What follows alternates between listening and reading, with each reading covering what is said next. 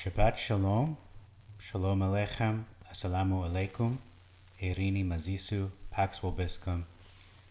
Peace be unto you. Welcome back to the channel. Today we're going to look at 1 Samuel chapter 9, or 1 Kingdoms chapter 9. There are 27 verses in this chapter. We're going to begin at verse 2, describing the man of Benjamin. His name is Saul, as we know, or Shaul. And it says he was a man of great stature.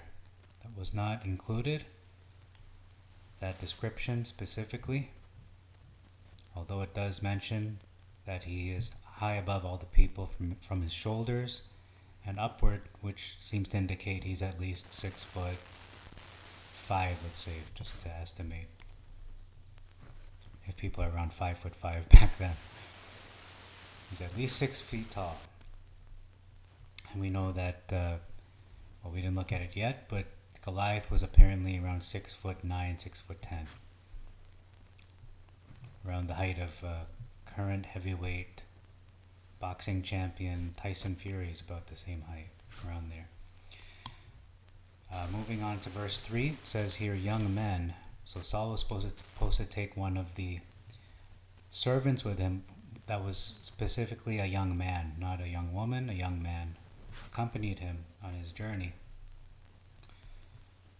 Okay, next we have verse 5. It says, and take care for us. So that he's concerned about his father leaving the donkeys who were lost and being concerned for them. So he's not literally taking care of Saul and his young man, his young servant man, but the father was going to be concerned with him, concerned for his safety, perhaps. Because it says, let us return lest my father leave the donkeys and worry about us. I think that's the better word, not take care, as in he's taking care of them like he's a baby. No, he's worried about us. So take thought for us is also makes sense as well. In verse 6, describing the man of God, he is a man of high repute, of high reputation, or an honorable man, as it says here, but high reputation speaks volumes more in the echelons of society where this man stands. In great honor, yes, but of high reputation, not just good reputation, not just good, but high reputation. And then it says, have to set out. He may tell us on our way on which we have set out. So I inserted here between have and set out the word to. So let us go that he, the man of God, may tell us our way on which we have to set out. The way we should go is how the Masoretic puts it, and that makes sense as well.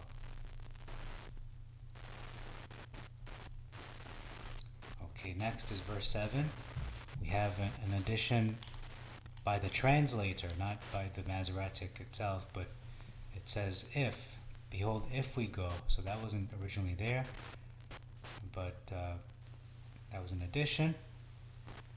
And a significant difference in the same verse. It says, we have nothing more with us that belongs to us to bring to the man of God. So they're saying, we have no food, we have basically nothing.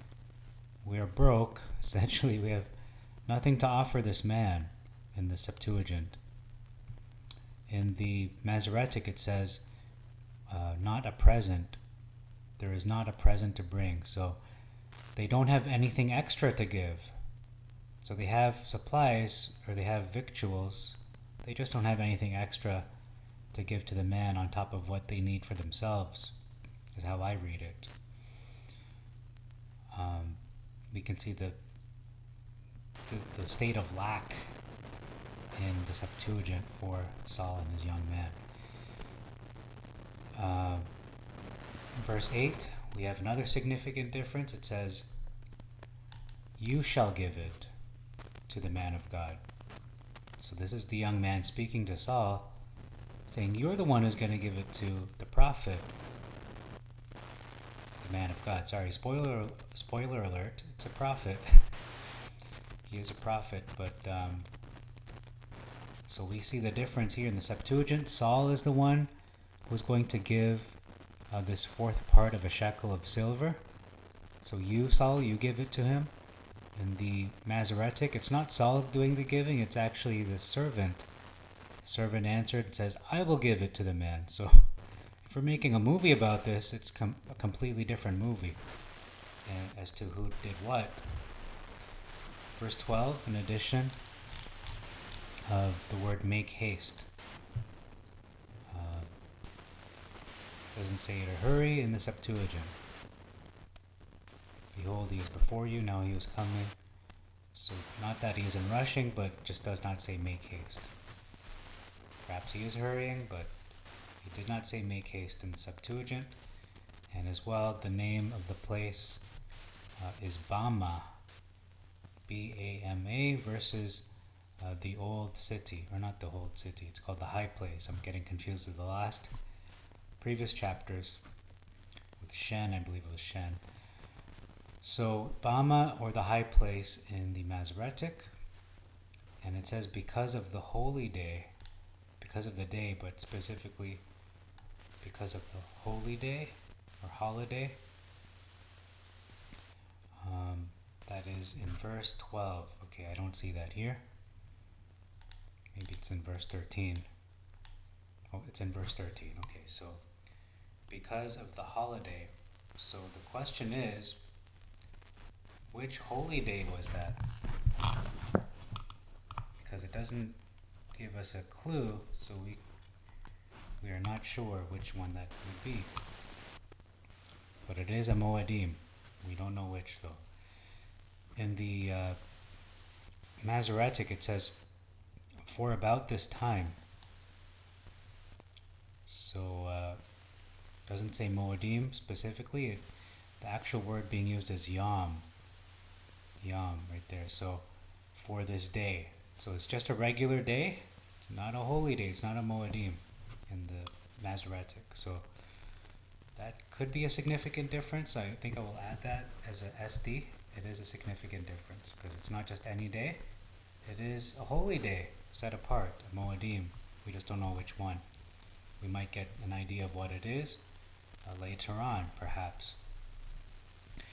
Verse 14 says that the man of God, Samuel, what an entrance here for Samuel, very dramatic. And they go up to the city, and as they are entering into the midst of the city, behold, Samuel came out to meet them, to go up to Bama. So Samuel is clearly going out of his way to meet them. What an entrance for him in this chapter. In the Masoretic, it does not sound like Samuel went out of his way to meet them. This is how it reads. They went up into the city. When they were come into the city, behold, Samuel came out against them. So what does that mean, against them?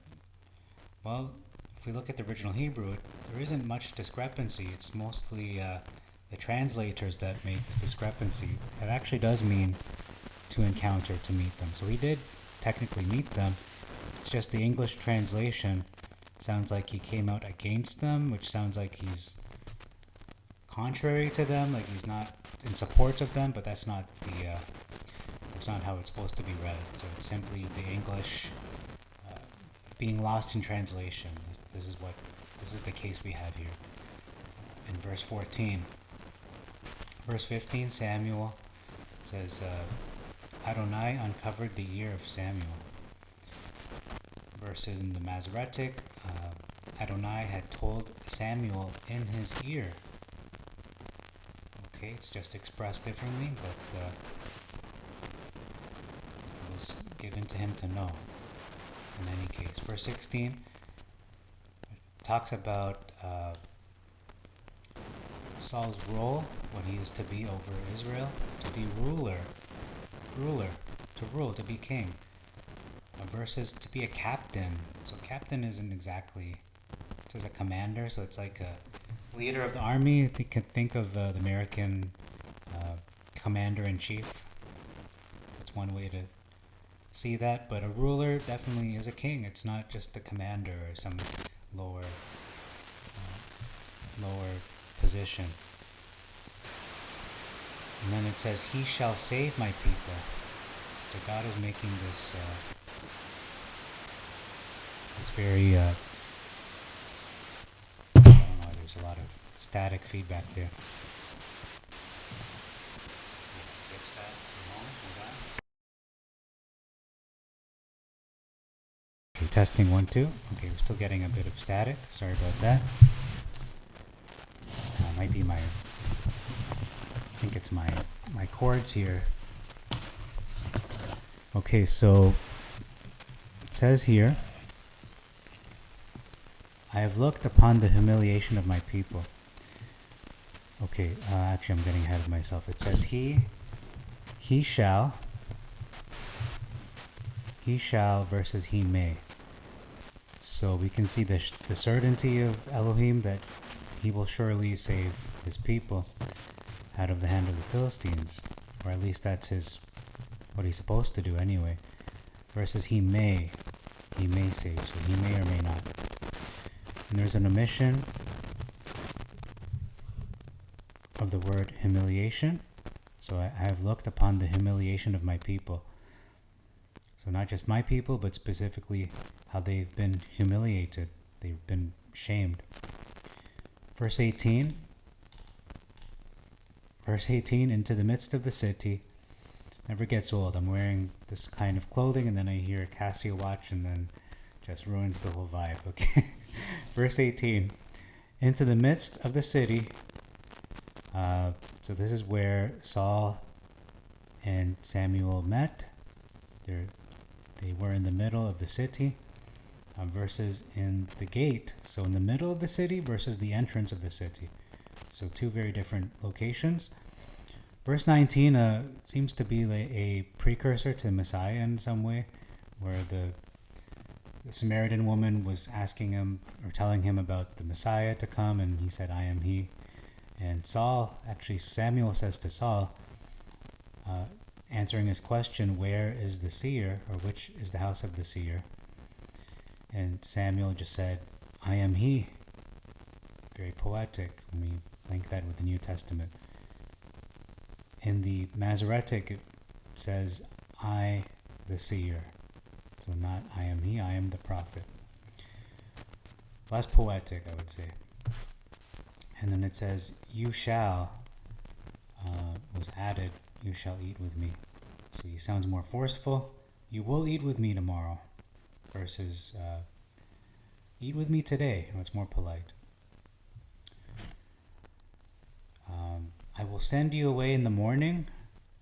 This is Samuel again speaking. Versus "I will let you go."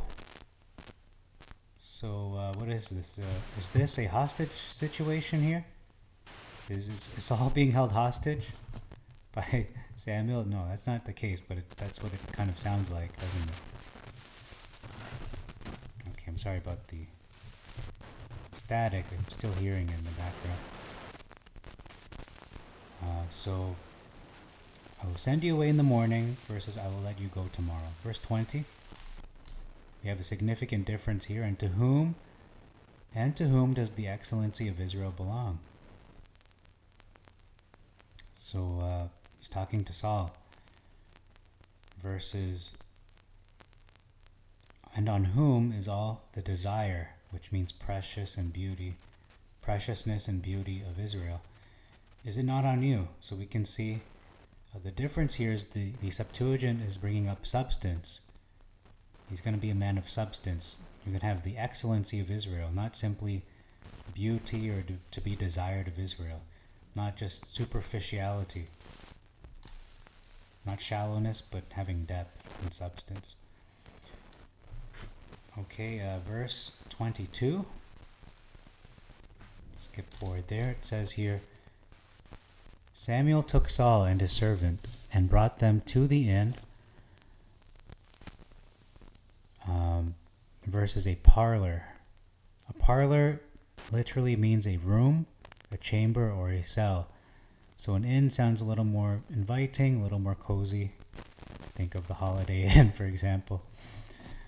So was it a room, a chamber, or was it an inn? Well, it says an inn, so we'll stick with that.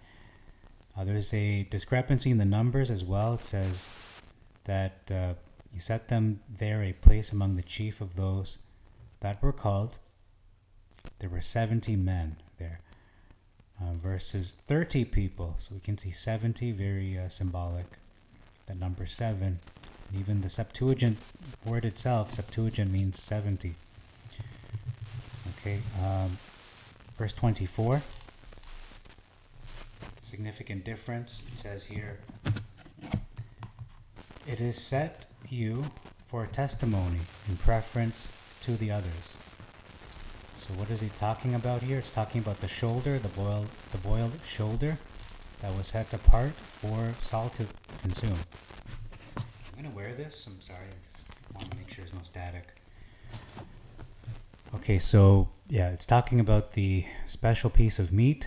Literally is a shoulder that was boiled for Saul alone. It was reserved for him, for his consumption. Okay, this is really bugging me. Okay, in verse 24. All right, let me just settle down here. This make sure it's not too noisy. Okay, so yeah, it's talking about the piece of meat that he had set aside for Samuel, or I should say for Saul. Samuel set aside for Saul. Verses, for unto this time has it been kept. I'm just going to bring it up to my mouth here. It is set for you for a testimony in preference to the others. The piece of meat has been. Verses, for unto this time has it been kept for thee, since I said I have invited the people. So what does that have to do with anything? Let me try to explain. Septuagint is saying this boiled shoulder of meat, it is a witness for you in the sight of others, of the 70 people, of you, Saul, being the chosen one. You've been anointed, versus been chosen by God, versus it has been kept for this time. What, the piece of meat, I would suppose. It has been kept for this time because I invited people over. So this is just for a party. Septuagint maintains Saul's set apartness, that he's special, that he is anointed by God, or is going to be anointed, divinely appointed. But in the Masoretic, it's just a party. It's just, I set this aside so we can have a big meal together, and because there's people here, it's more about the focus is on the people, not really his special anointing. Okay, so that's a pretty big difference. Even though I called it a significant difference, it could be a big difference, but it's just not doctrinally a big difference. It's more in the context. It could be a potentially big difference. So I'll put a SD/BD because it can be taken that way. It can be interpreted that way. Okay, next. Verse 25. Another SD, significant difference. They prepared a lodging for Saul. Where? On the roof. Like a penthouse, you could say. And he lay down. Versus Samuel communed with Saul, I should say, upon the top of the house. That could be the roof as well, but we don't see any preparing a lodging for him to live in. It just says they talked to each other. They communed. Or communicated, perhaps. Verse 26, and it came to pass, when the morning dawned, that Samuel called Saul on the roof, saying, rise up, and I will dismiss thee. So we can see clearly they did prepare a lodging for him to sleep in, because he's waking him up in the morning. Excuse me. In the Masoretic it says, they arose early, and it came to pass about the spring of the day. Whatever that means, I guess it is a poetic language for the morning dawning perhaps, that Samuel called Saul to the top of the house, so not the roof, but the top of the house. It just could be the top floor, or it could be the roof, depending on your interpretation, saying, "Up," or "Get up, that I may send you away." I'm going to send you away. So the difference I see there is being dismissed is that, we're done. You're being debriefed until further notice, versus I'm going to send you away and you're going to go somewhere. I don't know where, but you're just going to go away. Be sent away. Okay, verse 27. Last verse. Part versus end. Oh, sorry. As they went down to a part of the city, versus to the end of the city. So we don't know exactly where they went, but it was a part of the city, versus they walked to the very end of the city, a very long walk perhaps, or a longer walk than the Septuagint. And we have one last difference, just a minor one. It says, "And listen to the word of Elohim," versus "I may show you the word of Elohim." But actually, if you look back, you can retroactively say all the "show" versus "listen." Actually, it does mean listen. In the it says "shema," so yeah, that is here. It's just translated by the English translators as "show" instead of "listen." So you can just go all the way back from Genesis to now and just say, okay, all the here and shows, they mean the same thing. It's not really a big difference. So that's all for this chapter, and I apologize for the static. There always seems to be sound issues the last couple of videos, this one and the previous one. I think the previous one had a lot of echo, and then this one is just static now. I'm not sure why that is. But until next time, I thank you for your time. I bid you all Shabbat Shalom, those who observe the Sabbath day, the weekly Sabbath. And Shalom Aleichem, Assalamu Alaikum, Irini Mazisu, Pax Vobiscum, peace be unto you, and Maranatha. See you next time.